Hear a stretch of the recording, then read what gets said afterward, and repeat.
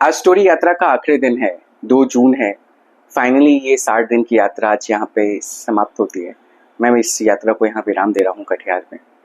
जब मैंने इस यात्रा को 2 जून में शुरू किया था तो पता था कि क्या करना है मुझे। ये भी पता था कि कौन कौन से शहर जाना है, क्या चैलेंजेस आएंगे। लेकिन जब मैंने शुरू किया था, जो मैं आयुष केसरी था और अब जब मैं आयुष केसरी हूँ, दोनों में बहुत बदलाव आया है।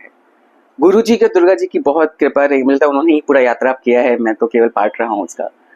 अलग अलग चैलेंजेस थे शहर में, अलग अलग तरीके की चीज़ें थी। सिटीज़ आपको बहुत कुछ सिखाती है। मुझे लगता है घूमने से आपको अलग तरीके का विचार, अलग लोगों से मिलके उनको सुनने का मौका मिलता है, उनके परिवेश से सीखने का मिलता है। बहुत बड़े संत ने कहा कि संगत से गुण आते हैं, संगत से गुण जाते हैं। तो आपके जो ट्रैवलिंग में जो एक्सपीरियंसेस हुए, जो मेरे एक्सपीरियंसेस में जो लोग आए, जो लोग भी मुझे मिले, मुझे लगता है कुछ लोगों ने बहुत कुछ सिखाया, कुछ लोगों ने बताया और कुछ लोगों ने समझाया है बहुत कुछ। इस यात्रा में मैंने जब शुरू किया था तो अब दोनों में बहुत बदलाव है। एजुकेशन के लेकर के मेरा अपना अंडरस्टैंडिंग अभी थोड़ा बदला है, चीज़ें बदली हैं। इस पूरी यात्रा में जब मैंने 60 अलग अलग शहर, 4 राज्यों को ट्रैवल किया मैंने, तो इसकी शुरुआत मैंने 2 जून दिल्ली से की थी और दिल्ली में लगभग 18 स्कूल के बच्चों ने पार्टिसिपेट किया। फिर बिहार, फिर झारखंड, फिर उत्तर प्रदेश और फिर बिहार में इसको मैंने विराम दिया है। सरकारी स्कूल के विद्यालयों के बच्चों से बात करके और प्राइवेट स्कूल के बच्चों से बात करके डिफरेंट सेट ऑफ एक्सपीरियंसेस है, मिक्स्ड ओपिनियन है मेरे, जो अलग अलग अंडरस्टैंडिंग के साथ आते हैं।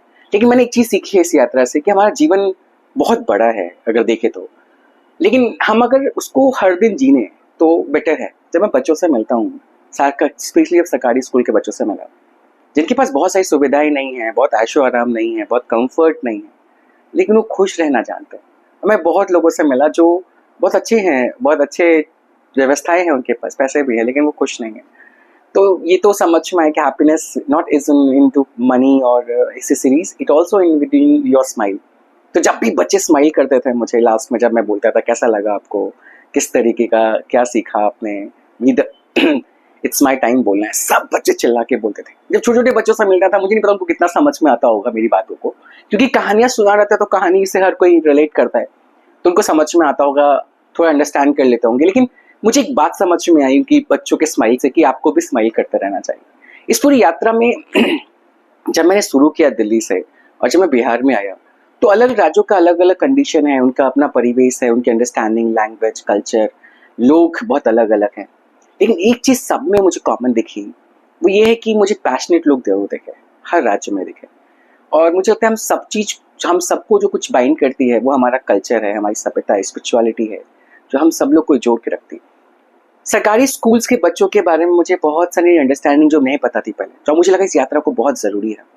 मैंने रियलाइज़ किया कि सरकारी स्कूल में जो बच्चे पढ़ते हैं ना, उनका विजन नहीं है कुछ, उनके सपने नहीं है बड़े, वो कुछ बड़ा नहीं करना चाहते, उनके दिमाग में कुछ है नहीं वो क्या करना चाहते हैं। ये चीज़ मैं बच्चों के साथ बात करके समझ में आया और मुझे लगता है मैं एक सपना बेच के आया हूँ उनको, एंटरप्रेन्योर का। और 99% जिससे मैंने इंटरेक्ट किया है उन बच्चों में एंटरप्रेन्योर, सरकारी स्कूल की बात कर रहा हूँ, सरकारी स्कूल में 99% बच्चे एंटरप्रेन्योर वर्ड को पहली बार सुन रहे थे वो मुझसे। मुझे इस बात की भी खुशी थी कि मैं पहला शख्स उनके जीवन में जो एंटरप्रेन्योर वर्ड इंट्रोड्यूस कर रहा हूँ। मुझे बहुत टीचर ने भी अप्रिशिएट किया कि हम लोग कई बार नौकरियों के लिए भागते हैं, आपने पहला शख्स ऐसे हैं जिन्होंने आपने बच्चों को ये बताया कि समस्याओं से एक अपॉर्चुनिटी क्रिएट कर सकते हैं और एक एंटरप्रेन्योर बन सकते हैं, एक बिजनेस अपॉर्चुनिटी डेवलप हो सकते हैं और उसके बियॉन्ड सोच सकते हैं। तो जो मुझे गैप दिखा बच्चों के विजन में, वो मुझे कंप्लीट होता हुआ दिखा कि थोड़ा मुझे लगा कि मैंने बच्चों को शेप दिया है कि अब तो एंटरप्रेन्योर बनने के लिए सोचना है, या समस्या को समस्या नहीं समझना है, उनको अपॉर्चुनिटी समझना है। और मुझे लगता है हमें और आपको कुछ बनाती है तो कहानियां बनाती है। किसी बहुत बड़े स्कॉलर ने ये बात कही है कि जब आपके जीवन में कुछ भी घटता है तो वो कुछ उनकी इच्छा से घटता है, कुछ आपके परिश्रम से घटता है। और किसी ने कहा है कि दुनिया आइटम से नहीं, न्यूक्लियर से नहीं, वो स्टोरी से बनी है। तो स्टोरी जब भी आपको आपके जीवन में किसी न किसी की स्टोरीज, किसी न किसी की कहानी आपको भी मोटिवेट किया होगा, आपको जो आज आप हैं उस कहानी को कहीं ना कहीं आपके जीवन में योगदान रहा होगा। मुझे लगता है कहानियों का हमारे जीवन में बहुत बहुत गहरा रिलेशन है और कहानियों से ही हम हैं आज। तो जो भी हमारे जीवन में घट रहा है या घटेगा या जो है हम या जो से सोचते हैं, वो सब कहानियों ने हमें शेप किया है, वो थॉट प्रोसेस बिल्ड करने में, वो अंडरस्टैंडिंग तक पहुंचने में, ये जो भी डिसीजन हमने लिया कहीं ना कहीं कहानियों का भी रोल है। मेरी इस कहानी की यात्रा में, इस स्टोरी यात्रा में, जब मैं अलग अलग स्कूल्स में पहुंचा तो मुझे पता था कि मैं बहुत कुछ नहीं दे सकता उन बच्चों को, फाइनेंशियली हेल्प नहीं कर सकता, उनके बहुत सारी चीज़ों को मैं उनकी मौत तक नहीं पहुंचा सकता, लेकिन मुझे एक चीज़ पता था कि मैं उनको क्या कर सकता हूँ। मैं उनको हेल्प कर सकता हूँ सपने दिखाने में, मैं उनको हेल्प कर सकता हूँ कि सपने को कैसे पूरा करेंगे, मैं उनको वो मोटिवेशन दे सकता हूँ कि जीवन भर उनके साथ रहे। कहानियों के साथ एक अच्छी बात है, अगर आपने एक बार सुनी है ना और ढंग से इंटरेस्ट लिया है तो जहन में रहेगी आपके, और आज नहीं तो कल आपको वो जरूर याद आएगी। और जो एक्सपीरियंसेस आपने कहानी के थ्रू सीखा है वो आपको आपके राइट टाइम पे जब एक्सपीरियंसेस की बात आएगी तो जरूर हेल्प करेगी। मैं बच्चों को जब कहानियां सुनाता था ना, कहानियों से एक अच्छी बात क्या होती है, जब आप कहानियां सुनते हैं तो केवल सुनते नहीं हैं आप इंगेज होते हैं उसमें। हम लोग कई बार बोलते हैं जब हम मेंटली, जैसे आप मुझे सुन रहे होंगे, हो सकता है आपके दिमाग में बहुत कुछ चल रहा हो और हमारे दिमाग में चलता रहता है। मेंटली हम हो सकते हैं वहां पे, फिजिकली वहां पे हो, मेंटली हम कहीं और होते हैं और हमारे दिमाग में बहुत सारे थॉट्स एकदम क्रॉस करते रहते हैं, बहुत कुछ चलता रहता है। स्टोरीज के साथ एक अच्छी बात यह है कि जब आपके साथ आता है ना तो आप उसमें घुस जाते हैं, आप मेंटली और फिजिकली दोनों जगहों पे रिलेट कर पाते हैं। और जब वहां पहुंचते हैं तो आप इंटरैक्ट करते हैं, इंगेज रहते हैं, इमेजिनेशन में चल जाते हैं, उस दौरान आपकी मेमोरी स्ट्रांग हो जाती है। तो जो आपने जो भी सीखा वो याद रहेगा। तो मुझे पूरा याद है, भले मैं याद रहूं ना रहूं, वो कहानियां जरूर बच्चों के जहन में रहेगी। और जो मैं एंटरप्रेन्योर का सपना दिखाया है, मुझे पूरा विश्वास है कि आने वाले समय में छोटे छोटे शहरों से एंटरप्रेन्योर निकलने वाले हैं। जिन शहरों में मैं गया वहाँ मुझे लगता है एक्सपोजर नहीं है सरकारी विद्यालयों में, लेकिन आज बच्चों के पास एक अपॉर्चुनिटी है कि वो सोच सकते हैं बिजनेस। और मुझे बहुत सारे बच्चों ने इतनी अच्छी अच्छी आइडियाज लेके आए हैं जो मुझे लगता है सच में उन्होंने काम किया और मेंटरशिप मिला तो वो उस पर जरूर सफल एंटरप्रेन्योर बनेंगे। और आज नहीं तो 10 साल बाद, 15 साल बाद जब उनको बनेंगे तो मुझे याद करेंगे कि यार एक बंदा तो आया था हमारे स्कूल में, उसने ऐसा कुछ बोला। दूसरा, मैंने बच्चों को सिखाया कि हाँ, स्माइल करना बहुत ज़रूरी है लाइफ में। और मैं हमेशा मानता हूँ कि जीवन में खुश रहना ज़रूरी है। हम सब कुछ खुश रहने के लिए करते हैं, खुश रहने के लिए कुछ और नहीं चाहिए, केवल आपको स्माइल करना है। और आप स्माइल करते हैं ना, आपके ब्रेन को सिग्नल जाता है कि आप खुश हैं। मैंने बच्चों को ही सिखाया और मैं खुद भी करता रहता हूँ। अगर आप मुझे कई बार मेरे वीडियोस में भी देखेंगे तो आप देखेंगे मैं स्माइल करता रहता हूँ। मैंने बच्चों को स्माइल करना सिखाया है, मुझे लगता है वो बच्चों के साथ रहेगा। और तीसरी बात जो मुझे लगता है इस यात्रा में जो मैंने बच्चों के साथ समझी है और मैंने खुद के लिए सीखी है वो ये है कि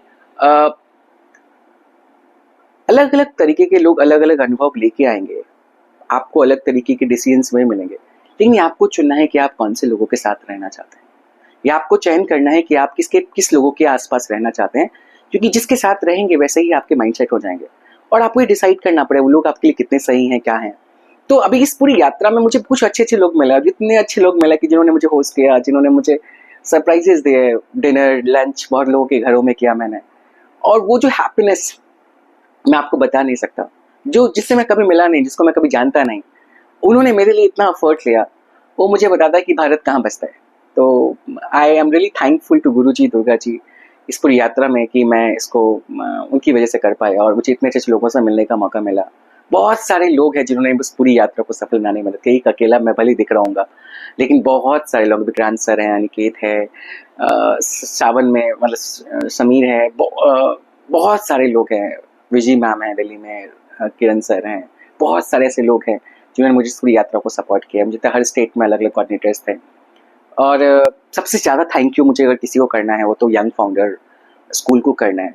6 महीने लगे थे मुझे जब उनको कन्विंस करना था कि यात्रा करना चाहता हूँ। और मुझे लगता है Sudhanshu was the one person who came to me and trusted me, क्योंकि हम लोग एक दूसरे को बहुत ज़्यादा जानते नहीं रहे। एंड यंग फाउंडर स्कूल का ये विश्वास, सुधांशु का ये मुझ पर विश्वास कि हम लोग ये करेंगे, और जो भी सपोर्ट उन्होंने किया मुझे, पूरे मेरा लोकल ट्रांसपोर्टेशन, हॉस्पिटैलिटी और जिस तरीके से यात्रा को जो एग्जीक्यूट करने में हेल्प चाहिए था उनकी टीम ने, मैं उनका बहुत बहुत बहुत शुक्रिया करता हूँ कि यंग फाउंडर स्कूल की वजह से आज ये यात्रा सफल हो पाया। उनकी सपोर्ट से मुझे नहीं सोचना था कि फाइनेंसेस कहाँ से आएंगे, मुझे नहीं सोचना था कि मुझे किसको और कितना है, मुझे ये सोचना था कि ये कैसे इम्प्लीमेंट होगा, मैं बच्चों को और कैसे इंटरेक्टिव फॉर्म में बता सकूँ, कैसे इसको और बच्चों को समझा सकूँ। और सुधांशु मुझे बार बार बोलते थे कि आप यात्रा पे फोकस कीजिए, बाकी मुझे टेंशन दे दीजिए। सुधांशु का बहुत बहुत thank you. Sudhanshu young founder schools का, केरस का, दिल्ली का, जिन्होंने इस अपॉर्चुनिटी को हमें कोलैबोरेट करने में हेल्प किया और आज हम इस यात्रा को इस विराम तक पहुंचा पाए, लिख पाए। And I see young founder school का जो थॉट प्रोसेस है, ब्रिंगिंग पीपल ऑन यंगर